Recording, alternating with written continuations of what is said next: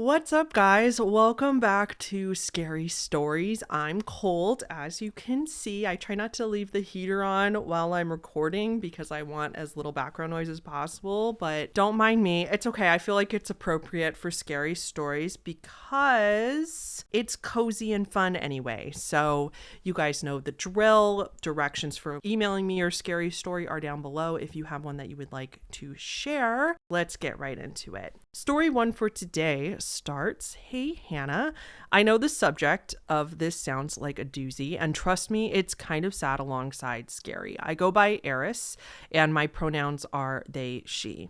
I know this story starts off a little sad, but it's a story that not only happened once, but twice with my father and my grandfather. So let's back up. When I was 14, my dad passed away after a long and hard battle with bone cancer. My dad was someone I always looked up to in my life, and I could definitely say 100% he cared about me and loved me. When I was that young, I just couldn't let myself grieve. I told myself every day that he was just at work and that he would come home late.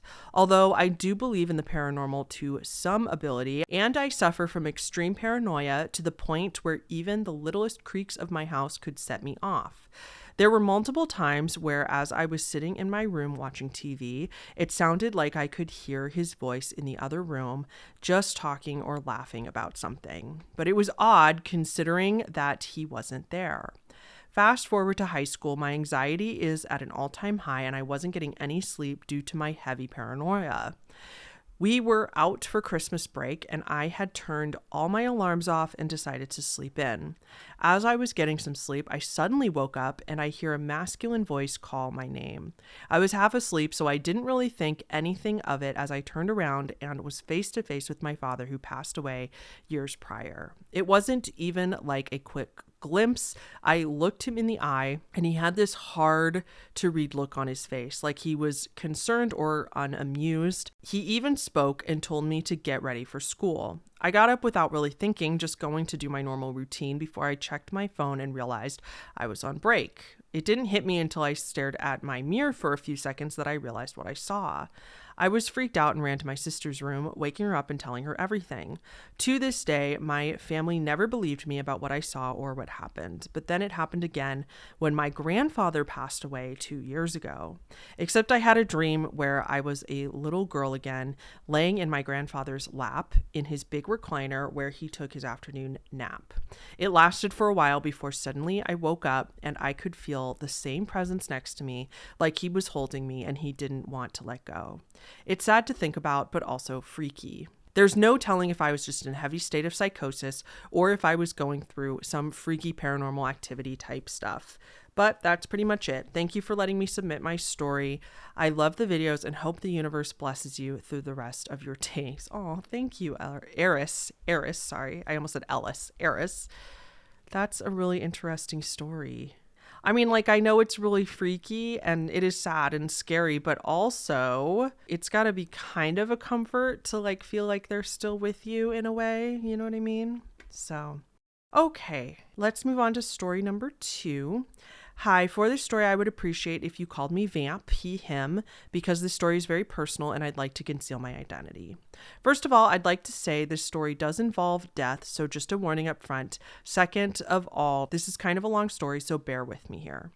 Okay, so in middle school, I was riding in the passenger seat of a car with a friend in the back seat and her sister's boyfriend driving. The gravel road we were driving on was not stable and he was going too fast, and we careened over a 10 by 10 foot drainage pipe and into an icy pond. I was not wearing a seatbelt, and the only reason I survived was because he stuck his arm out to protect me at just the right moment. We had to shove the window down to get out and swim out of the freezing pond before the car sank, then had to walk back down this gravel path until we reached rows of houses again. I didn't know this then, but I had fractured my ankle in the crash, and because of shock and the cold, I couldn't feel how bad it really was until a week later. Still, the only bone I've broken to this day. Isn't that wild that we can, when we're in shock, our bodies will do just like incredible things and like help us get through until we can get help I've heard about that, like when I listen to a lot of survivor stories and they get shot, like a lot of time they have no idea that it happened and they didn't feel any pain. And they do eventually, but not at the time because their body's like protecting them. Bodies are crazy. Also, I just want to say, everybody, I know you were a kid and you could not, obviously can't go back in time and do this now, but this is a great reminder for everybody to buy a center punch. They are on Amazon. They are super, super cheap. And they're these tiny little device that usually comes with a seatbelt cutter so that you can cut your way out of your seatbelt if your seatbelt is stuck, as well as a center punch, which if you put on the corner of your windshield, it breaks the windshield really easily, whether you are underwater or not. Everybody should have one in their car. I have one in my car. I bought one for my whole family, and just a good, really good safety measure that I feel like every single person in the world should have one, because if you're that panicked and in a crash and going underwater, you do not have time to think about how you're going to get out of there, and something like that could save your life. In this situation, obviously, you could not have done that because you didn't have one and you were a kid. So anyway, okay. Now I am fine, but this itself was scary enough that I still avoid gravel roads when possible, and I always go way slower than I need to, especially in the winter. But unfortunately, this story only gets worse. Years later, in my senior year of high school, a childhood friend of mine, unnamed for her privacy, alongside two of her friends, had gone missing. The vibes were real low at school because of it. We heard nothing about their whereabouts for a few days, which of course was extremely worrying. After being picked up from school by my mom, I got a call from another childhood friend who was also friends with her. She was crying profusely. She said her dad was out working and searching for them at the same time when he came upon a car that had rammed into a tree and way off the road, so it was not very visible. She told me she had found them there, all three of them in that car, dead. I refused to believe it was true, but turned out it was.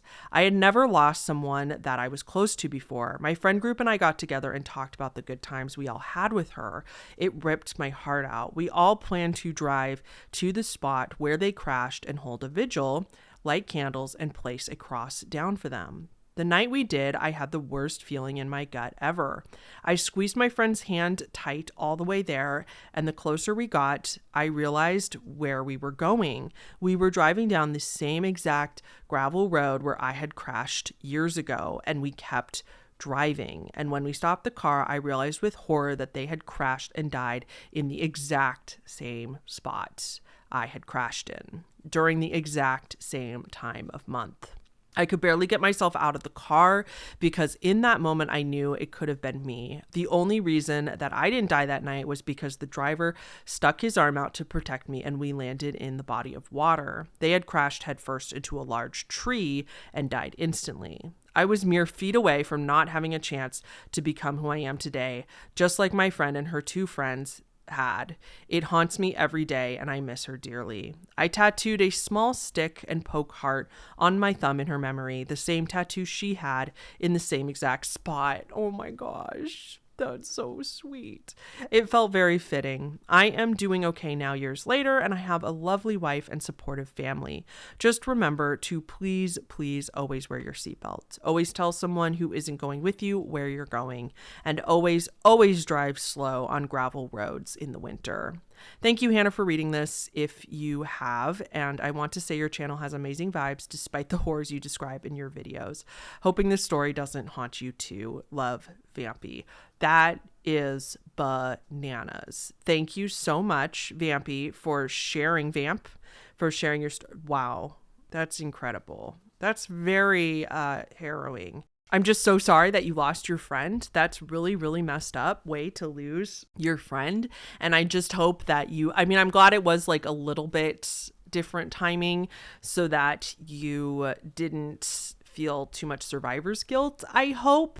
Because it's not your fault. I mean, there's just nothing you can do about stuff like that. But I am glad that you learned your lesson to wear your seatbelt at all times and teach everybody in your life to always wear a seatbelt, because that is a good lesson. But it doesn't sound like it would have saved the other three, unfortunately. But oh my God, that's heartbreaking. Yeah. Wow. Crazy, crazy story. Thank you so much. All right, moving on. Our third story for today. Hi, I'm Stevie, they, them, and I want to share the spooky story of how I narrowly escaped an abduction by a witch when I was just a newborn. I'm here for it. My parents, recent immigrants to America, were still finding their footing, trying to build a better life for our family. I was their first child, and they were doing their best to ensure a bright future for me. We lived in a house in Texas with all my aunts and uncles. On one hot day when the air conditioning was beyond our control, my parents decided to open a window to let in some fresh air. Bless my parents, they didn't know that this simple act would lead to a terrifying encounter. I was only a few weeks old at the time, a period considered vulnerable in our Mexican/Catholic tradition because I hadn't been baptized yet, and therefore I wasn't under God's protection. As my mom was sleeping, my dad got startled awake, perhaps by the noise of something flying in through the window or maybe just spider sense. Nevertheless, he awoke and he claimed to have seen a small witch-like figure hovering over my crib. This witch was small and hanging upside down. It had really big, wide eyes and frizzy hair. I will be attaching a drawing by my dad recreated of what he saw that night. It got startled by my dad getting up towards the creature. The figure swiftly flew through the window. What convinced my dad that it was a witch rather than a bird or some other creature were several distinctive details. The room was well lit from the lights outside shining in, allowing him to see the figure clearly. The creature was about 2 feet tall, had the stereotypical hooked witch nose, and was dressed in all black attire and frizzy hair. What alarmed my dad the most was what this entity appeared to be doing, hanging upside down almost like a bat, hovering over me with its mouth wide open, seemingly trying to suck the life out of me. Ew, what the hell? After the creature left, he took me and woke my mom and my aunts to look over me and make sure I wasn't hurt. It didn't seem that I was in pain or hurt physically. The belief in witches and their penchant for abducting children is deeply rooted in Mexican and indigenous cultures. These stories often involve witches taking kids for sinister rituals or raising them as their own. These witches are called brujas. In Mexican cultures, it is sometimes said that the mysterious crib deaths, also called sudden infant death syndrome, or SIDS, is caused by these witches coming in and taking the child's life. Oh my gosh. My dad strongly suspects that this witch intended to drain my life energy and subsequently abduct me. When he awoke, I wasn't crying or in distress, which made him believe that the witch had taken my energy to prevent me from crying out, preparing me to be taken. Had my dad not intervened, he firmly believes that I might have been abducted or worse. I believe that my dad did see this. He is a big skeptic. He never likes to talk about ghosts or legends. He doesn't even like scary movies because he thinks they're stupid.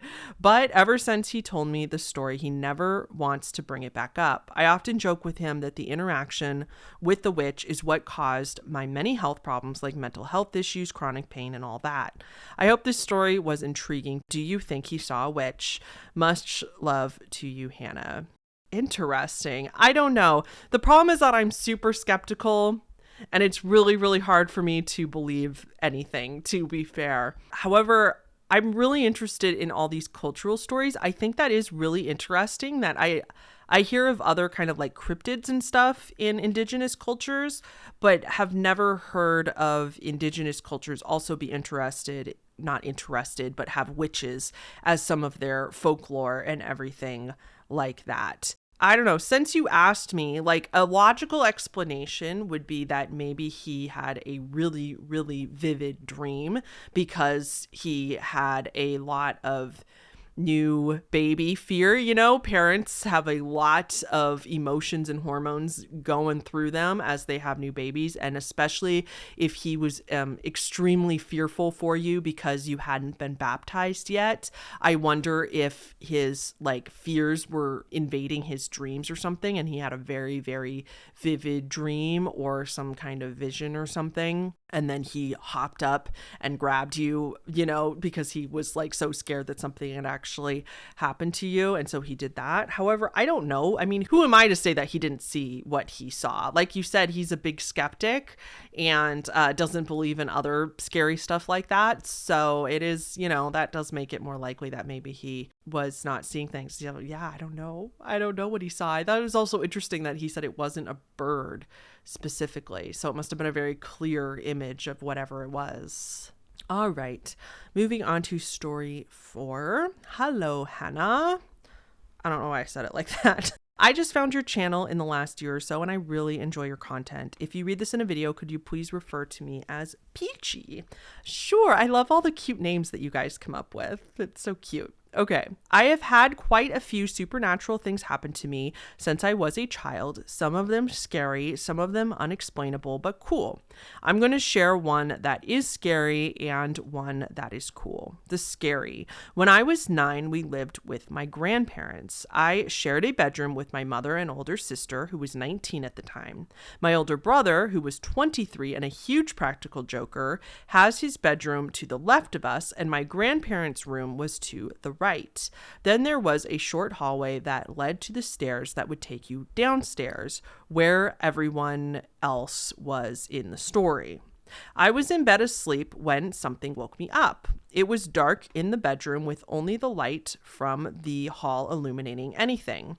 I could see someone standing by the dresser across from the bed. I said, "Mom?" and got no answer.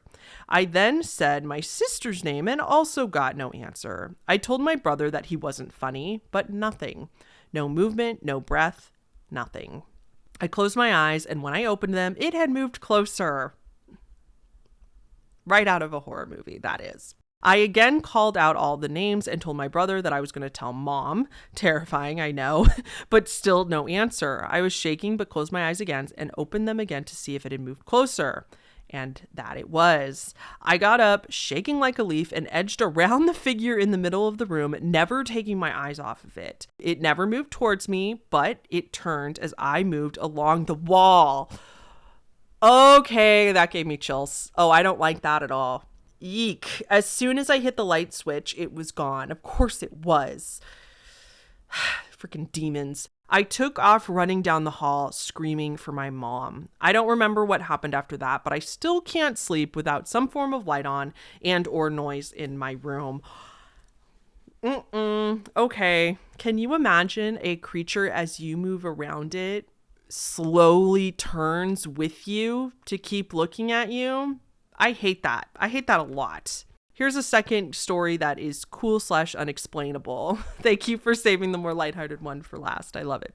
I have this very strange ability surrounding pregnancy. This also started when I was a child. When I was 4, my stepmother asked me if I wanted a brother or sister, and I said sister, and she had a girl. A year later, she asked me the same question, and again I said I wanted a sister, and she had another girl. Another year passed, and I was asked again and told her I wanted a brother this time, so she had a boy. I told her that I wanted twins the next time, and she strangely never got pregnant again. She was probably done. Yeah, she was like, no. In high school, a friend of mine got pregnant on purpose at 16. Yeah, I know. And was told by her doctor after an ultrasound that she was having a boy. I told her that she was having a girl. She had a boy's name picked out in all these boys' clothes, but I made sure she had stuff for a girl because lo and behold, she had a girl. She was freaked out, but glad she at least had some girl things. And by that, I mean they didn't say welcome baby boy or mommy's boy on them. On 2 different occasions, however, a few days before one of my sisters, 2 different sisters, announced they were pregnant, I had a dream about them holding their baby. And the baby in the dream was exactly the baby they gave birth to. The hair, the eyes, dimples, every detail matched what I dreamt of. I have other creepy, weird stories that I could share in the future if you would like. Thank you for reading and having such an amazing channel, Peachy. Peachy, that's so cool. That's what a cool skill to have. I don't know if it's somebody that you have to be close to for your predictions to work, but whenever I get pregnant someday in my life, would you please tell me what I'm going to have? That would be cool. I don't know if you have to know the person personally, but I would enjoy that very much. Okay. The 5th story for today. Hi, Hannah. My name is Bella. I'm cool with not being anonymous. A lot of my friends already know this story. And if there are other names in this story, please know they've already been changed. Perfect. Thank you. I know how much you love creepy doll stories, so I hope you enjoy mine. It's pretty long, just as a forewarning. For some necessary background, I live in the Midwest and lived with my dad and grandparents. Live with my dad and grandparents. My grandparents were snowbirds, meaning they lived in the Midwest during the spring, summer, early fall, then moved down south to where it was warmer during the late fall/winter months to avoid the cold. That's very smart. That's the way to do that. My entire family is from the Midwest, specifically from Wisconsin. And yeah, the snow there in the winter, I don't know how my mom grew up in that. Like, if it was above 0 degrees, she had to walk to school. Like, that was the rule. And there was just like sometimes 5 feet of snow. So crazy. So yeah, I get it. My grandma had a cloth doll that was stationed in the living room and sat at an old-fashioned school desk, the one where the desk part was facing the back. I included a picture in case you aren't sure. The doll did not have a name, and when I was very young, I was enamored with it because I loved dolls. It had a yellow yarn for hair and wore a pretty dress that my grandma would describe as fashionable yet functional for the school days. Though I adored this doll when I was very little, when I turned 7 or 8, we moved to a new house and something changed. I freely admit that I was easily spooked when I was younger, and this new house really unsettled me. Later on, a lot of weird things would end up happening in this house, not super relevant to this story, but I will say there was literal bloodshed several times in this house. Eek. Sounds like another story that I would also really like.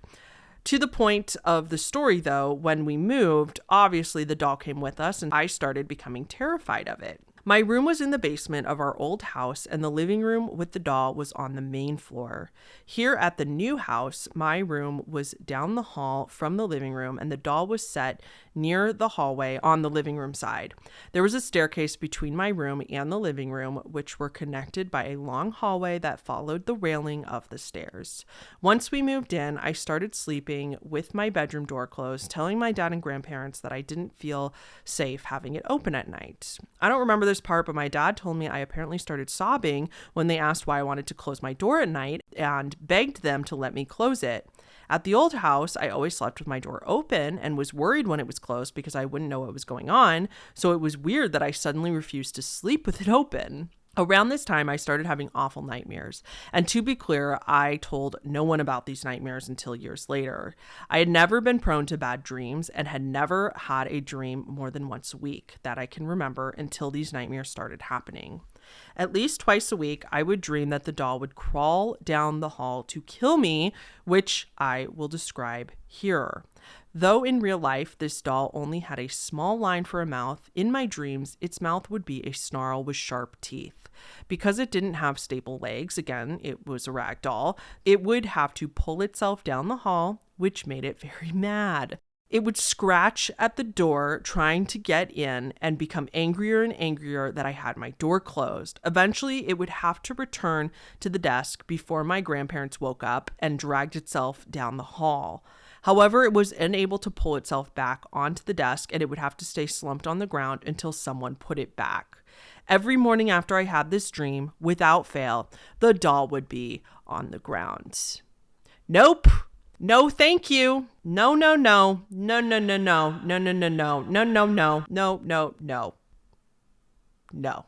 To clear up any of the obvious things that would explain this, we did not have any pets. It was away from the walkway, so someone bumping into it is very unlikely, especially at night.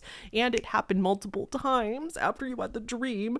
My grandma was careful about keeping things clean. If it were on the ground before she went to bed, she would pick it up and put it back. I checked it every night before bed, and it was always on the chair before I closed my bedroom door. This was part of my bedtime routine. The ground there was level. I know this because at some point in high school, my friend Elle convinced me to check, and I stole my dad's level to make sure.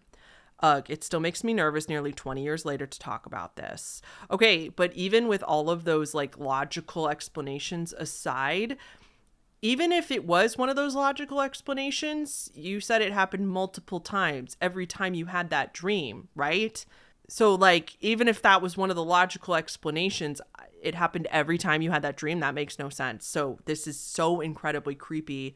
Whether it was one of the logical explanations, like one time, say she fell off one time, like, yeah, okay. But if you were having a recurring dream and it happened every time you had that recurring dream, there's nothing in the world to explain that other than the worst thing ever. Oh my gosh, I hate this. Okay. This went on for nearly 7 years. During this time, I never told anyone about my nightmares or the doll. I was terrified that the doll would hurt my family since I was the only one who slept with my door closed, and I was worried that it would overhear me if I told anyone. So for nearly 7 years, I would have these nightmares at least twice a week, and every time I woke up from one, the doll would be on the floor in front of its chair. Besides these times, I never saw the doll on the floor. If this were me as a child and I was terrified of dolls as a child, I already was terrified of dolls as a child, this would have sent me into therapy. Even if I couldn't tell my parents what it was, I would be so emotionally distraught that I would be sobbing every day and literally end up in therapy because this would be so traumatizing. Oh my gosh. I did everything to make the doll think it wasn't bothering me because I was so scared that it would hurt my family. It wasn't until I entered high school that I finally worked up the nerve to ask my grandparents to take it with them when they went south for the winter. I made up some bullshit excuse as to why I wanted them to take it with them and could only ask because we were at my aunt's house, very far away from any listening ears of an evil doll. I genuinely thought it wanted to kill me and my family was more collateral damage, so I rationalized that it wouldn't hurt them as long as it was away from me. I don't exactly remember how I convinced them to take the doll with them. I do remember crying at one point, which freaked them out because it seemed to come out of nowhere, but eventually they did agree. The week before they left, I had that nightmare every night, the doll on the floor the next morning and all. I never liked it when my grandparents left for the winter, but wow, I just felt pure relief when they did that year. During that time, I did not have the nightmare once and finally told a few of my friends about the situation. Notably, I still did not tell my family. This is important for later. My grandparents came back in the spring and I continued not having the nightmare. It was literally glorious. Next winter, they leave again. Now, here's the kicker. When they came back that spring, about a year and a half after leaving with the doll, and I saw their car pull into the driveway, I felt sick. Dread, nausea, and absolute fear just filled every inch of me, and it clicked pretty quickly why. I didn't even allow them to say hello after I ran out to meet them. I just demanded to know why they brought the doll back. To say they were surprised was an understatement. Apparently, it had been a last-minute decision to bring the doll back, as my grandma had recognized and brought a handful of other things back as well, and they had no idea how I had known that the doll was in their car. At this point, I absolutely lost it. After nearly a year and a half of peace, that stupid doll returned. I told them that I hated the doll and begged them through tears and a lot of yelling not to bring it inside the house. I don't think I had ever seen them as alarmed at that moment, but they left the doll in their car and later gave it to my aunt to put in her basement until they returned south. At this point, I finally told my dad what was happening with the nightmares and how long it had been going on, and he convinced them to never bring it back. I don't think he believed the doll was haunted or anything, just that it was probably better to get rid of the thing that was causing me so much distress.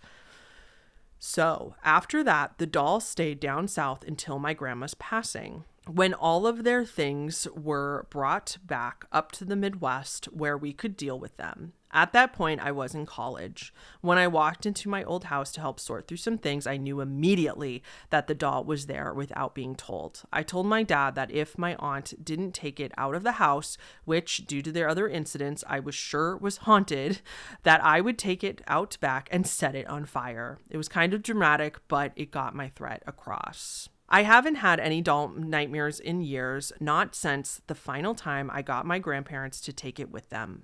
I'm a skeptic at heart and believe that many paranormal situations can be explained logically, but this is one of the things that I will never be able to shake. As I said, I'm sure the house we lived in had something weird going on with it, and the doll was something else.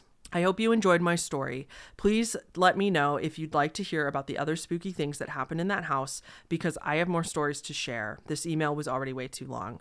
Thanks for your time, Hannah. I adore your channel. Literally my absolute favorite on YouTube. Thank you. And hope you have a great rest of your week. Best, Bella. I would love more stories from you, Bella, because this was so well written and so engaging and so beautiful. Even though it was absolutely terrifying, I would be very curious to know about the other stuff going on in your house. Listen, not personal. Don't get me wrong. Like I said, this is beautifully written, great story, but I hate it. I hate it so much. This was literally my worst fear as a child. This is why I went years and years and years sleeping in my parents' room, because I was so terrified of dolls. And the fact that it's like 20 years later, you're a full-on adult now and this happened as a kid, but you still like remember everything so clearly and still haven't like had a reasonable explanation or come up with something reasonable explanation. I mean, the only thing I could like reasonably think, I can't remember if you said you had siblings or not, but was like if a sibling was messing with you. I'm trying to remember if you had a sibling or not. You didn't really say. But like that seems like something an older brother would do. But why? Again, that doesn't explain why you would have the nightmare every single time that it was on the ground. This is scarier than Annabelle to me. I don't like this at all. This is, yeah. I like how I just finished saying and other stuff that I'm like so skeptical about everything. But your story is really, that's really creepy. I'm honestly speechless. I don't know what to say because I do believe you. And I do think that this is so crazy. Hear me out. I wonder what would have happened if you had tied the doll to the desk. Like, I wonder what would have happened, like, if it still would have moved if you had, like, somehow tied her down to the desk as an experiment. And I wonder if maybe that would affect the dream. Like, instead of the dream of her crawling to your room, you'd have a dream of her really, really angry on the desk or something like that. Yeah, I don't, like, what the hell was possessing that doll? Oh my goodness. Okay, let's do one more story for today. This one is a little shorter, so good one to finish it off with. Hi, Hannah. I've got a story for you. It's not paranormal or anything super creepy, but definitely unsettling and disturbing. I'm here for it. Let's do it. For context, my dad has 3 sisters who all have kids that live in Missouri, and every summer my cousins show hogs at their town fair. My family does not live in Missouri, but we like to visit because there's a lot of fun things to do at the fair. Since I'm scared of pigs, I usually eat food and ride the rides. Fair enough. Last year, Flowrider was having a concert at the fair, and I was riding rides by myself while the rest of my family was watching the concert. I was waiting in line for the Ferris wheel, a super long line, and a few minutes after getting in line, the guy behind me starts talking to me. I don't remember exactly why, but I think it was just because he was under the influence and was starting a conversation with whoever was nearby. Oh, drunk people at fairs. Nobody ever likes you. Don't be that person. Unless the other person's drunk too, then they'll appreciate it. But stop talking to sober people that don't want to talk to you. He tells me about how he's drunk and high at the same time and then asked me about some personal things. Great, so he's cross-faded as well. Like what college I went to or whatever. He thought I was in college, which I am not. I'm still in high school. I tell him this and he was like, oh, okay, sorry. But he doesn't stop talking to me. He then goes on to say, and I quote, when you're 18, you should definitely start an OnlyFans. You could make a lot of money from it. Ew, that's so creepy and violating. And especially that he learned, like, you shouldn't do that anyway. Even if somebody looks 50, I don't care. You don't go up to them and tell them they should start an OnlyFans. But the fact that you looked so young and then you proceeded to tell him that you were in high school, so you were likely still a minor, but even if you weren't, even if you were 18, you're still in high school, you're still too young. Ew, what the? Ew. The thing that sucked was that the service in that area was so bad, so my texts to my parents and my sister just weren't going through. Fortunately, because something was looking out for me, I saw my parents and ran to them after politely saying goodbye, because that's just how I am. I get it. My mom had that feeling that something was wrong, so I am so grateful for her instincts because I was incredibly creeped out by this guy. Not super scary, but definitely disturbing. Be careful of drunk high dudes at Missouri carnivals. And my name is Ren. I don't need to be anonymous. That is such a good lesson. Be careful of drunk high guys at Missouri carnivals. But can you imagine, like, him being drunk and high just makes him feel like he has permission to do that. Can you imagine what a charmer he is when he's not drunk and high? Like, I bet he's still an asshole and he's just a closeted asshole until this. That is so creepy. Even if he wasn't going to do anything, like, that's so rude to do because, like, automatically whoever you say that to is going to feel objectified. Like, no matter what, like, you say that to somebody, they're going to feel like you think of them as just an object. I don't care if you think it's a compliment. That's gross and creepy. Oh, what is wrong with people? Okay, that's going to be it for your first January story video. I hope you guys enjoyed. Please like the video to help the channel out. I would really love to get this channel to 10,000 subscribers soon. I feel like that would be really cool number to hit. So please like the video or share it or whatever you'd like to do if you want to help. And I will see you guys all in the next one. Thank you so much. Okay, bye.